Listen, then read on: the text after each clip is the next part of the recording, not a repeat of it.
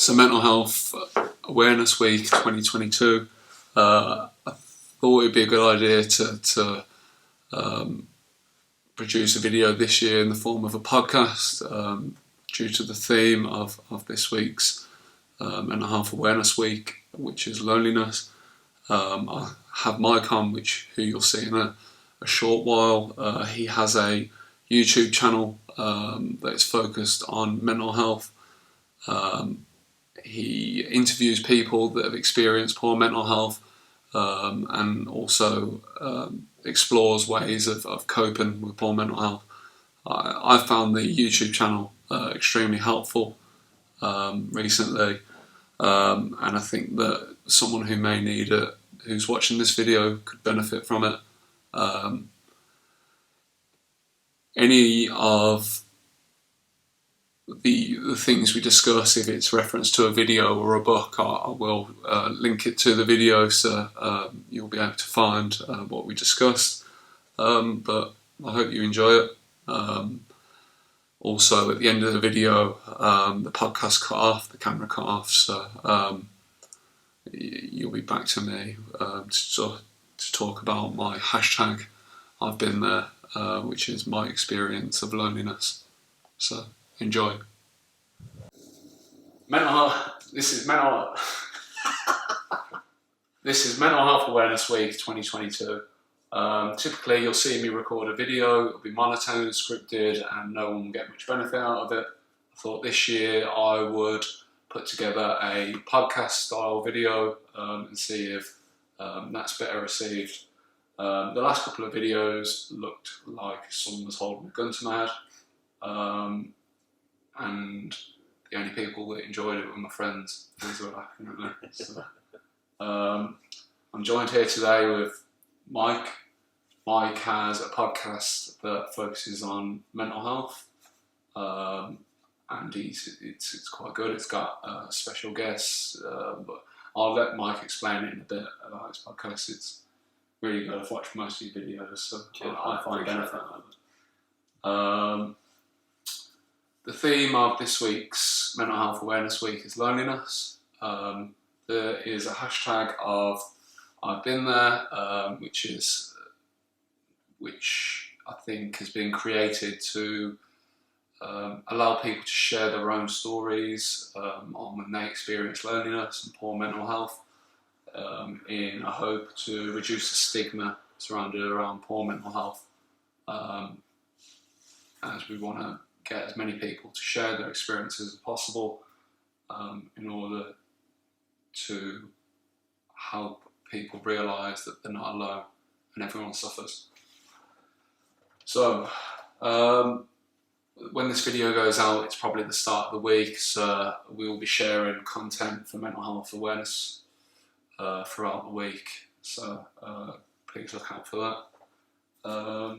So what is loneliness? Loneliness is the feeling we experience when there is a mismatch between the social connection we have and those that we need or want. I think loneliness is different for every person, so that's just something I pulled off the Mental Health Foundation website, which is a great source of mental health awareness information. But let's move on to you, Mike. I've asked you to be on this podcast today because I don't actually have much podcast experience, as you can probably all tell, whereas Mike has just started a podcast focused on male mental health, and it's actually very good, and it's got very good very quick. So I appreciate that, man. Thank you. I'd recommend that to go and watch. Would you be able to tell myself or everyone about your podcast? Yeah, for sure, man. So, as you know, mate, the name of the podcast is called Unbottled, and the whole premise behind it is really like, I've found that my history with mental health and my friends around me and just other people I know in general, like, and you guys watching can probably relate to this as well, is like, we have a tendency to bottle up a lot of what we go through, and it will sort of put the cork in that bottle and not really tell anybody else about what going on in our own minds, really, which in my experience has proved to be quite detrimental, actually, to my own mental health. So the premise behind Unbottled is, the picture of it's kind of like a cork being popped on a bottle. All these words that are written on the bottle, like, anxiety, depression, PTSD and stuff. And the cork's coming off this bottle and like liquid's coming out, and it like signifies having a chat where we talk about these things that we typically bottle up, So that's kind of the whole premise behind like why I called it Unbottled. And what I really want to do with the guests that come on there is make it so that it's like, I don't know, we just strip back all the layers, there's no smokes and mirrors, and it's not the easiest thing in the world to do when you're in front of the camera and it's going out to, well, the internet, which is realistically like millions of people, even though it's obviously a very small audience at the moment. It's not the easiest thing to do, but what I've found so far is that it's a very healing process, both for me and the people that I'm interviewing, because it's not often that we have those conversations where we just, like I say, take the cork out of the bottle and just sort of let it all out. So that's why it's called Unbottled, and that's kind of the whole premise behind it. And just to give you a rundown on like the guests that I've had on so far, it's been a pretty big variety. As you know, mate said you listened to a couple of episodes.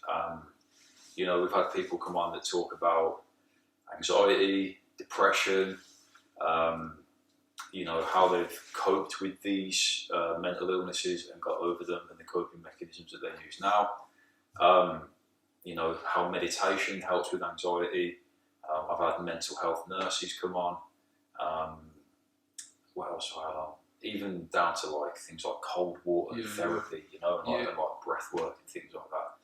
And what I always want to do is, I make it very clear in the podcast that like I am very far from having any kind of answer when it comes to mental health. Like I still struggle, to this day. A journey for yourself, really. Exactly. And like what I try and do is it's basically me finding out some answers and documenting the process. It's a journey of me figuring out, how I can deal with the anxiety that crops up in my own life. And I thought, if I'm going to find out these answers, I might as well video it and let other people get these answers as well. Yeah, I know. So that's pretty much everything.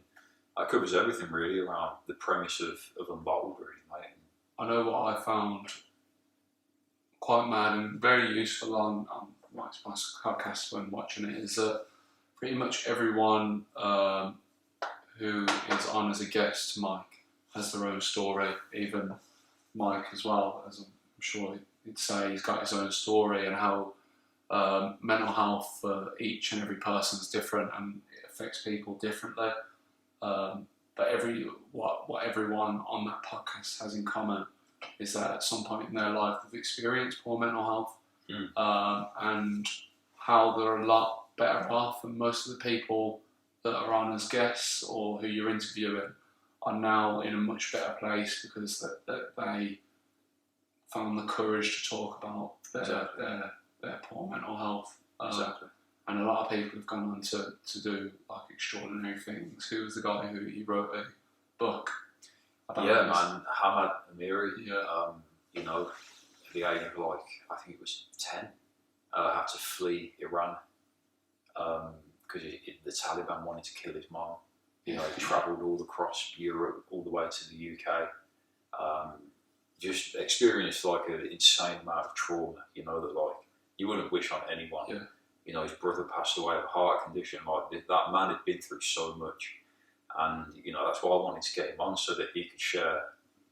How the hell you even begin with dealing with all that trauma? And I'm sure, when he was going through all of this, it would have been just pure loneliness. No one around him in his environment, living in the UK, exactly, would have been able to relate with him in any way. So he would have been felt completely alone. But that's not to say that someone else's experience of loneliness would be the same, although a lot of the emotions could be related. Maybe not related, that's probably not the word. So I guess loneliness can be quite a very subjective sort of topic, really, can't it, mate? Because, like you say, loneliness means something different for everyone. Yeah. Rather than just physically feeling alone, it could be actually being alone, as in no one knows your circumstance or who you are, and you can't tell people about who you actually are, or you feel you can't, and you might be feeling lonely through that. Precisely. Precisely. So I've got another question then. Yeah, man, fire away, I'll pay for it. Why did you start the podcast? So I started the podcast, I wanted to start a podcast, get into this whole like mental health conversation. Really because it was really because you know, when I'll give you a bit of like my story on my history of mental health and how that led to the podcast being started. So when I was like 18, 19, you know, sort of creeping into early 20s, like I had a really bad bout of anxiety. Now that I look back, I can see that it was like stress related anxiety. So like I went to work for a big bank, you know, there was this like degree program going on, so I was like studying a degree and working full time 9 to 5, travelling like an hour and a half to work every day, like, and at the time I was like, I can do this, I can take it all on. And then after like a few months, I hadn't realised how much all of that was impacting me, but it got to a point where, you know, I couldn't even get on the train to work without having a panic attack, you know, multiple times. I'd eventually make it to the train station and then like have to go to the toilet and throw up because I was just so stressed out from like that whole process. And like there wasn't necessarily, like it wasn't like trains freaked me out or anything. It was just like the anxiety I was holding every day was just like, that was how it came out of me, you know. So, you know, I tried to hide it from work for as long as I could, and eventually my manager was like, are you taking drugs or something? Like, your behaviour is so erratic, you know. You're barely on time to work. When you are in work, like, you just don't really seem like yourself. What's going on? And which is quite interesting, the fact that the first conclusion she jumped to was, are you on drugs? Because it kind of shows that maybe of that generation, the first thing they would jump to maybe isn't mental health, it's, are you taking drugs? What else are you doing? Yeah. Which is quite interesting. I think there is actual studies out there that shows like the effects that poor mental health can have on your physical health. So that almost correlates with that and your experience with it, and how we may think that there's something seriously wrong with us, and it may. I'm not saying it is always, but it could be stress related. You could be having blurred vision, headaches, hives come out in your body. You'd be wondering, how I've got these hives, and a lot of them are just stress related. Exactly, man. Exactly. The shit. Yeah. It's enough on. I don't know. Yeah, no, you're right, man. You're right, and I guess you know, she popped this question to me. Yeah. That all good, Yeah, I think so. It doesn't matter anyway. Alright, cool. Not really using it. Alright, cool.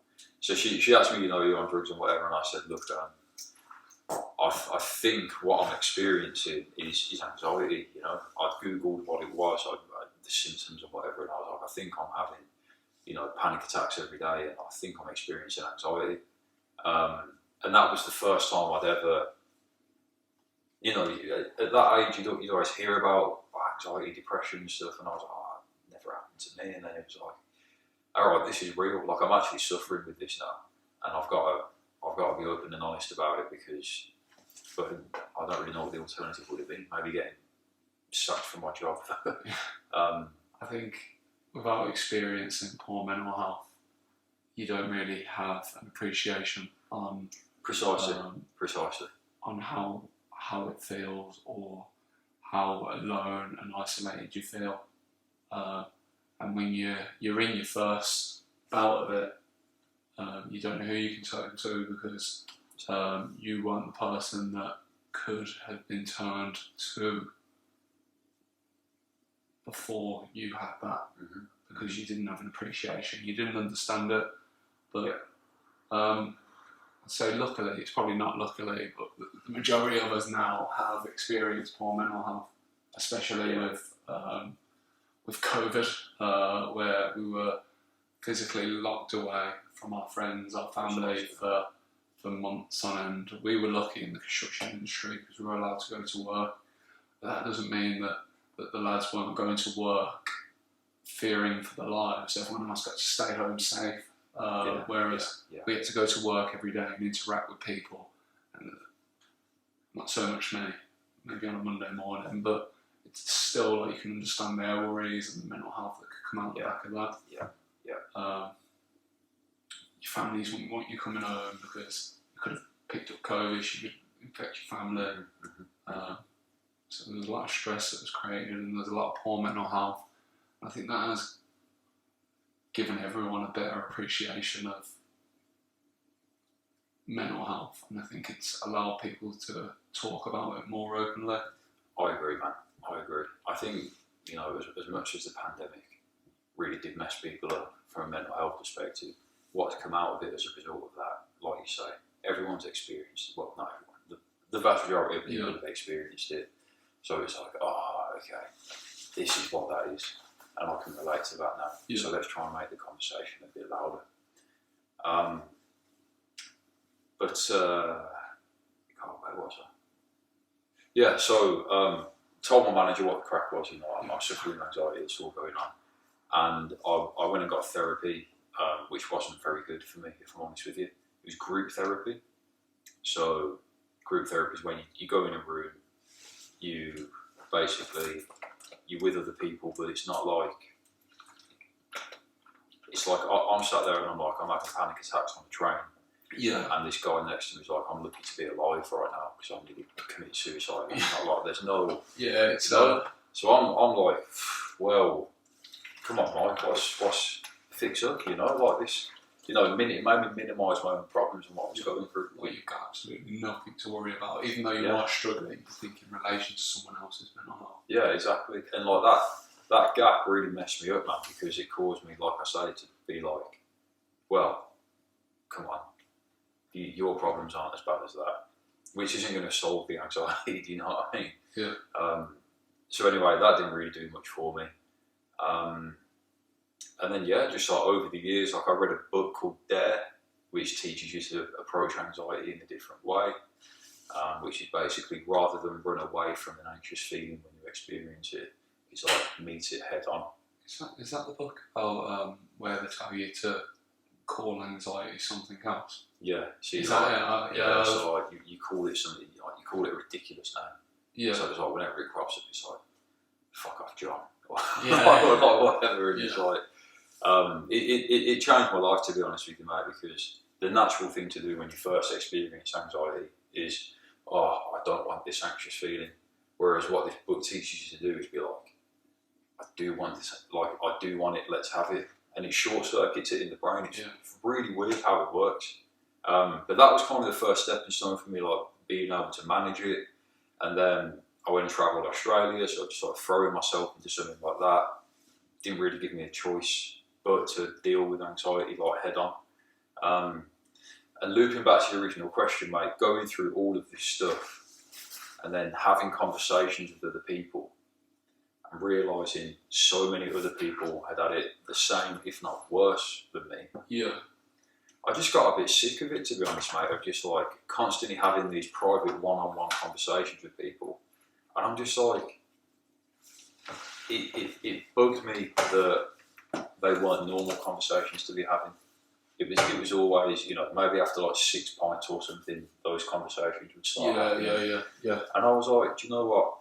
I just want to do something where these conversations are normalised. And they're happening when you're sober. And it doesn't take 6 pints to break down the barriers and have this chat, because they're very therapeutic conversations. Yeah. It's great for both parties involved. You listen to my problems, I'll tell you my experience with those problems. You listen to my, do you know what I mean? It's And that's why I started the Unbottled podcast, mate, because I thought, I'm going to have these conversations, record it so the world can see them, so that everyone can know if you are experiencing similar things, it's normal and it's okay. Yeah. So these podcasts are more, well, first of all, these are conversations you were going to have anyway, but you thought, let's record it because if anyone else may be struggling, there may be a topic within one of these videos that you talk about that may just be for them. Exactly, man. Exactly. But like I said, it's a case of me trying to find these answers, mate, to dealing with mental health. Yeah. You know, if I wasn't having a chat with a bloke for an hour about meditation and how that helps with anxiety, I'd be Googling it and watching YouTube videos. So I just thought, if I'm going to find this information out anyway, I might as well ask an expert in it and document the whole thing so everyone else can see it. Yeah. And if it helps you, that's great. I think speaking to other people about their experiences as well, it broadens your horizon. I've got the one bit of sunlight shining in my face, trying to get comfortable.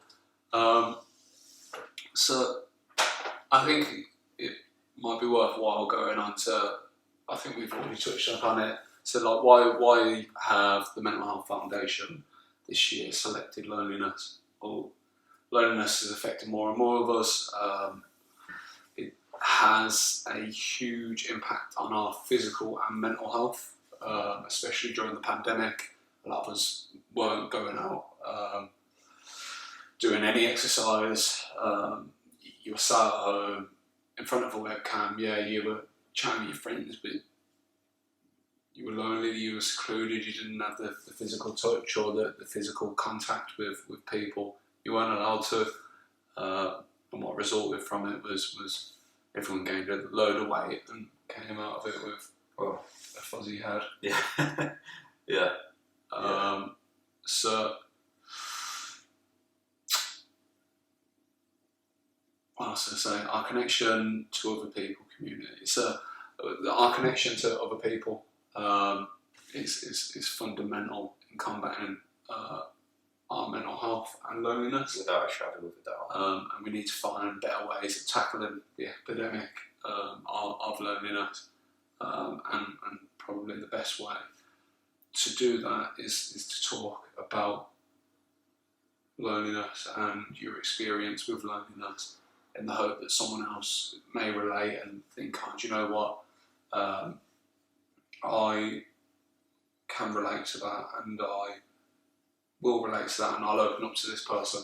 You know, it can be anonymously. A lot of you know that I'm a mental health first aider. If you fancy having a chat with me on site, I'm always there. If you want to send me an email, great. Anonymous, sound lovely. I don't care. I'm happy to have a chat about poor mental health because it affects all of us. And once you've experienced it yourself, you have a much better appreciation of Absolutely. what someone may be going through and how to help them. What was your inspiration for the podcast? I know you've talked about, have we covered that? What was your inspiration for your podcast? Or who inspired you to start the podcast? Yeah, man. So, like, what inspired me to really, like, jump in the deep end and just do this thing is really, like, other young men, really, mate, being willing to get on a stage or get behind a camera and talk about what they've gone through. You know, someone I've always followed who is huge online now is like Russell Brand, for example. Like, Yeah. You know, like I deeply admire how he had a terrible history with addiction and all kinds of, addicted to all kinds of things. And like, it's that admiration for being like, I take my hat off to you, mate, because you were willing to jump on a camera, jump on stage and strip back all the layers, and he just paints his story. Yeah. And he also has nothing but good intentions for helping other people with that problem as well. So that's just like one example for you. In inspiration, like, I don't know, in like a weird way, bro. Like, I guess like my mates and like other people, because I was having these conversations with like my mates and other people and stuff. Your father was helping you. Yeah, and I definitely took an element of inspiration from that because I'm like, we're all going through it together. Yeah. So it was quite an inspiring finding all of that out. You know what I mean? Being like, oh, well, if we're all going through it, then we might as well all talk about it on a bigger level. I suppose like watching people like Tyson Fury. A great example, mate. And great example. I think there's a famous video about him on his podcast where he breaks down his mental health when he got to the absolute lowest, and also how he worked his way up. He talks about it, and essentially he becomes world champion again. Unbelievable, man. I've seen the clips. I don't think I've seen the podcast clip you're talking about, but I've seen clips that he's put out where he's just very openly, you know, like, you can't get much more like masculine than Tyson, like, and to see this bloke be so willing to just say, well, do you know what? You know, I was depressed. Or literally the hardest man in the world. Yeah, like, do you know what I mean? To see that is an inspiration in itself. Very, very inspiring, mate. Same with what was I watching the other day? You know, the Diary of a CEO. Yeah, Stephen Bartlett. Yeah. He had Jimmy Carr on. Yeah. Who usually, you know, massive defence in front of him. You know, he's a very dry comedian, as everyone will know. And he just there wasn't a funny moment about the entire podcast. He just came on and was like, well, you know, I was depressed for so long, anxiety attacks, you know. And it was a side of Jimmy Carr I've never seen before, and I was like, this is brilliant. Absolutely, yeah, you didn't know he was doing it. He's got such a good way of coping with it. Yeah, man. Like he, you know, live TV has got this. You know, you never guess that the man's even got any emotion because of how dry his humour is. I hope you found that video enjoyable. I think that the only people that may still be here are the people that may have needed to watch it. So if that is you and you want to chat to me, you can always start a conversation. You know where I am. We've come to my hashtag I've been there, which is my experience of loneliness. My experience of loneliness came when I was living away from home overseas, working in Kenya. After about a year and a half from there, due to the situations in country, we weren't really allowed to leave the confines of our hotel. I became isolated. I'd come home from work and I'd sit in my room, I'd sit and I'd drink and I'd binge eat, which resulted in me gaining about 3 stone within the space of a year. I didn't like how I looked. I felt worthless. The most important things in my life became unmanageable, so I couldn't do simple tasks in the day that just felt overwhelming. I felt worthless. I felt lazy and just altogether sad. I managed to make it to the end of the project just about, but it was only when I came home and I started talking about my feelings of sadness and loneliness and my mental struggles is with my friends that I was able to pull myself out of the hole, or the metaphorical hole, so to speak, and start to rebuild. Now I probably left it too late or too long. I should have spoken to it with my colleagues, but we are where we are now. It's great. It's given me a much better appreciation of poor mental health, and I hope that by me sharing my story will help someone watching this come forward and share theirs. We need to try and reduce the stigma of poor mental health, and I think it's great that this hashtag has been introduced this year in order to give us an opportunity to do that. So yeah, cheers for watching, guys, if you've made it this far.